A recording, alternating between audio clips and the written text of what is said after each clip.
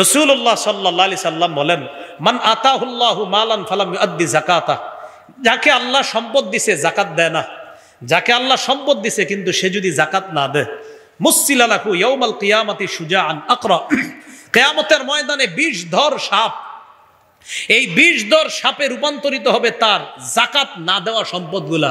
হওয়ার পর এইভাবে আপনার সামনে ফানাদারে বলবে, আনা কানজুকা আনা মালুকা, আমি তোমার সঞ্চিত সম্পদ, আমি তোমার সেই মাল, যেই মাল তুমি জাকাত হিসাবে দেওয়ার কথা ছিল দেও নাই।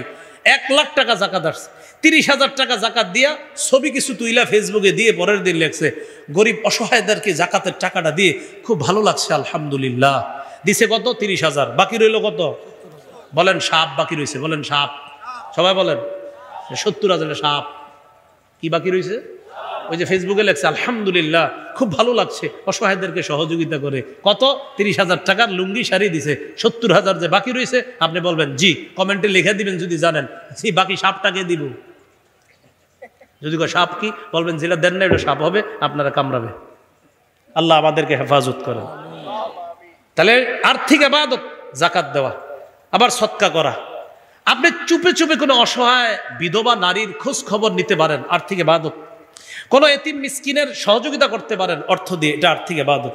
সহিহ বুখারীর 5353, 5353 কত হয়? 5353। এই হাদিসের মধ্যে আসছে রাসূলুল্লাহ সাল্লাল্লাহু আলাইহি সাল্লাম বলেন, আস-সাই আলাল আরমিলাহ ওয়াল মিসকিন কাল মুজাহিদি ফি সাবিলিল্লাহ আবিল কাইমিল লাইল সাইমিন নাহার। যে ব্যক্তি বিধবা এবং এতিমদেরকে সহযোগিতা করার জন্য চেষ্টা চালায়, যেমন অনেক চ্যারিটি ফাউন্ডেশন এই কাজগুলা করে, অনেক সেবামূলক ফাউন্ডেশন এই কাজগুলা করে, কিন্তু আপনি পার্সোনালিও চেষ্টা করবেন চুপে চুপে অসহায়দের পাশে দাঁড়ানোর জন্য।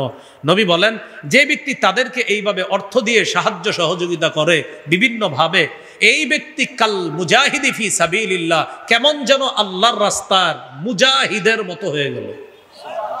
আর আবিল কাইমিল লাইল, অথবা সারা রাত নফল নামাজ পড়লে যে সওয়াব, সে কেমন যেন সেই সওয়াব পাইল। আর আবিস সাইমিন নাহার, সারাদিন নফল রোজা রাখার যেই আমল, যেই ফজিলত, সে এইভাবে অর্থনৈতিক সহযোগিতা করার কারণে আল্লাহ তাকে সেই ফজিলত দান করেন। 5 নাম্বার, আর্থিক এবং শারীরিক ইবাদত, এটা হলো হজ।